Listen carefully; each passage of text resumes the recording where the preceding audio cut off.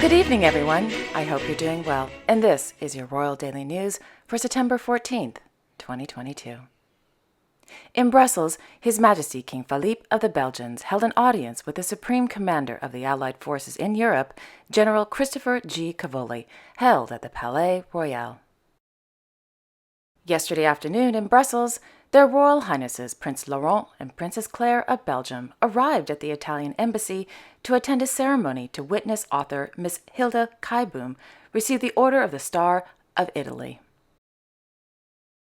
Meanwhile, in Vaduz, Their Majesties King Philippe and Queen Mathilde of the Belgians, Their Royal Highnesses Grand Duke Henri and Grand Duchess Maria Teresa of Luxembourg, and Their Serene Highnesses Hereditary Prince Alois and Hereditary Princess Sophie of Liechtenstein attended Day 2 of the 18th informal meeting of the German-speaking Heads of State Summit held at the University of Liechtenstein.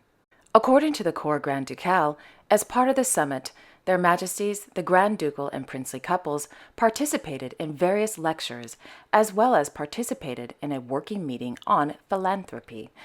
Discussions focused on how politics, the economy, and philanthropists can work together effectively. In Utrecht, Her Majesty Queen Maxima of the Netherlands attended the symposium entitled Young in the 21st Century. During today's event, Utrecht University, the Trimbos Institute, and the Social and Cultural Planning Office presented the results of the Health, Behavior, and School Agenda Children report. Conducted over the last 20 years, the report analyzed the health and well-being of Dutch school-aged youth. In Den Haag, His Majesty King Willem-Alexander of the Netherlands received credentials from newly appointed ambassadors from the Republic of Slovenia, the Republic of Finland, and the Republic of Lithuania, held at the Paleis Noordeinde. In the afternoon, His Majesty attended the opening of the newly renovated main building of the Provincial Government of South Holland in Den Haag. In Copenhagen, Her Majesty Queen Margrethe II of Denmark attended the opening of the exhibition entitled The Harbour Masters Study Collection, held at the City and Harbour headquarters. The exhibition tells the story of the Port of Copenhagen through the use of archival photos, maps, microfilm, written documents, and original drawings. Her Majesty also viewed the exhibition entitled Northern Customs Booth for Everyday and Royal Feasts. This exhibition tells the story of how the harbour front in Copenhagen used to prepare for visiting heads of state and Europe's royal families when they arrived by ship at the port of Copenhagen. Quote, beforehand, the celebration had been carefully planned, and the square and the harbour basin had been cleared of ships, dinghies, and goods. Lavish decorations of flowers and vines were designed, ordered, delivered, and hung for the day of the celebration and welcoming. Temporary pavilions were set up in case of rain, at least until 1905, when the permanent Queen's Pavilions were erected. End quote. Also in Copenhagen, His Royal Highness Crown Prince Frederik of Denmark attended the conference TechBBQ, held at the historic 1907 building, the Train Workshop. Established in 2013, TechBBQ began as a small barbecue gathering for tech enthusiasts and entrepreneurs. Over the years, TechBBQ has grown into the largest and most hyggelige tech event in Scandinavia. Moreover, each year, more and more tech entrepreneurs from around the globe attend the gathering. During the two-day event, TechBBQ attendees discuss the latest trends, network, listen to trend-setting and inspiring speakers, and enjoy some good old-fashioned barbecue with lots of sauce and corn on the cob. Anyway, during today's event, Crown Prince Frederik was given a tour of the event by the founder and CEO of TechBBQ, Mr. Avnit Singh, as well as met with various tech entrepreneurs and developers. According to the Danish Royal Court, during today's event, the Crown Prince was, quote, presented with a number of technological breakthroughs and innovative solutions for sustainable production. The Crown Prince got a taste of just how strong the Danish startup environment is both on stages and in the individual exhibition areas.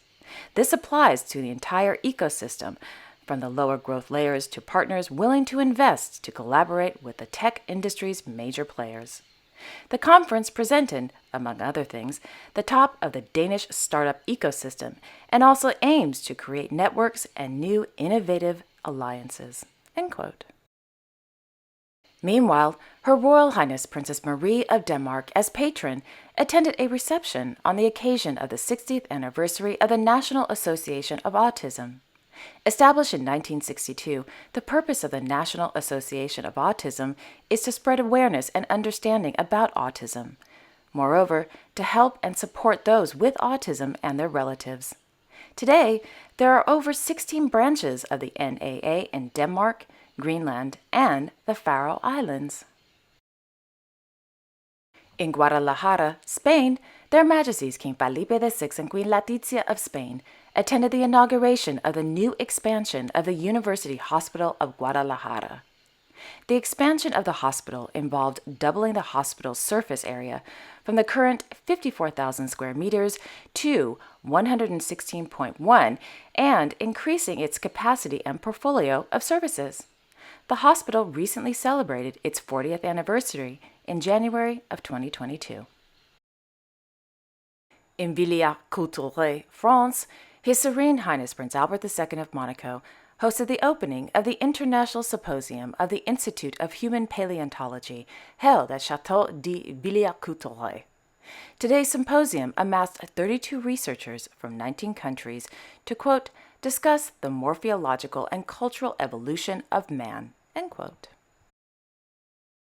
In Tokyo, the Imperial Household Agency announced that Their Imperial Majesties Emperor Naruhito and Empress Masako of Japan will attend the state funeral for the late Her Majesty Queen Elizabeth II on Monday, September 19, 2022, at Westminster Abbey in London. This will be the first overseas visit for Their Imperial Majesties since Emperor Naruhito ascended to the chrysanthemum throne on May 1, 2019. Meanwhile, Their Imperial Highnesses Crown Prince Akishino and Crown Princess Kiko of Japan visited the Yokohama Customs Building in Yokohama City and Tokyo Customs at Haneda Airport to observe the employees' daily operations in connection with the 150th anniversary of Japanese customs. In Paris, Their Majesties King Abdullah II and Queen Rania of Jordan, accompanied by His Royal Highness Crown Prince Al Hussein bin Abdullah II of Jordan, met with the President of the French Republic, Emmanuel Macron, and the First Lady, Brigitte Macron, at the Palais des Élysées. In New Delhi, His Majesty King Jigme Khesar Wangchuck of Bhutan met with the Prime Minister of India, Narendra Modi, at his official residence. During their meeting, His Majesty the King and Prime Minister Modi discussed various issues of mutual interest and reaffirmed the commitment as well as friendship that has defined the special and exemplary relations that exist between Bhutan and India. It was also confirmed today by His Majesty's Royal Court that he, His Majesty, along with Her Majesty Queen Jetson of Bhutan, will attend the state funeral for the late Her Majesty Queen Elizabeth II on Monday, September 19th at Westminster Abbey in London. There are also unconfirmed reports that His Royal Highness Crown Prince Pavlos of Greece, the eldest son of Their Majesties King Constantine II and Queen Anne-Marie of Greece, will also attend the state funeral on Monday. In Kronborg, Germany, Her Royal Highness Princess Savira Vanavari of Thailand is preparing for the upcoming 2022 Asian Games Hangzhou, where the princess will compete in various equestrian events. In London, His Majesty King Charles III of the United Kingdom, His Royal Highness the Prince of Wales, Her Royal Highness the Princess Royal, Vice Admiral Sir Timothy Lawrence, His Royal Highness the Duke of York, His Royal Highness the Earl of Wessex, His Royal Highness the Duke of Gloucester, Mr. Peter Phillips, the Earl of Snowdon, and the Duke of Sussex walked behind the late Her Majesty Queen Elizabeth II's coffin from Buckingham Palace to the Palace of Westminster. Per Buckingham Palace, quote, Her Majesty the Queen's coffin, borne on a gun carriage of the King's Troop Royal Horse Artillery, departed Buckingham Palace and travelled down the Mall to the Palace of Westminster. Her Majesty's coffin was draped with a royal standard, with the imperial state crown on a velvet cushion, and a wreath of flowers which included white roses, spray white roses, white dahlias, a selection of foliage including pine from the gardens at Balmoral, and lavender as well as rosemary from the gardens at Windsor. Minute guns were fired from Hyde Park by the King's Troop Royal Horse Artillery, whilst the coffin moved in procession to the Palace of Westminster. Big Ben tolled at 1-minute intervals, whilst the coffin moves in procession to the Palace of Westminster. After the coffin arrived at Westminster Hall, the Archbishop of Canterbury conducted a short service assisted by the Very Reverend Dr. David Hoyle, Dean of Westminster, and attended by the King and members of the royal family, after which the lying in state began." End quote. In aristocrat and nobility news, Count Richard von Pfeil und Klein Elguth is celebrating his 23rd birthday.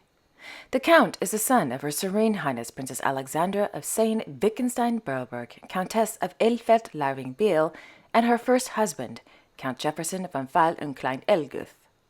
Count Richard is the eldest grandson of Her Royal Highness Princess Benedicte of Denmark, Princess of Sayn-Wittgenstein-Berleburg, and the late His Serene Highness Prince Richard of Sayn-Wittgenstein-Berleburg. Today, Count Richard is attending university in Germany with a focus on industrial management, according to his mother, Princess Alexandra.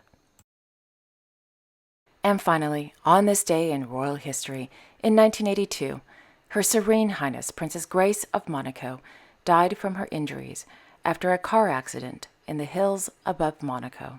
She was 52 years old. And there you have it. Thank you all so much for watching. I really appreciate it. I will be back tomorrow on Thursday, September 15th with all the latest royal news. Until then, I wish you all a wonderful evening and a great day tomorrow. And don't forget to like, share, and subscribe. Okay, take care everyone. I will see you all tomorrow. Bye-bye.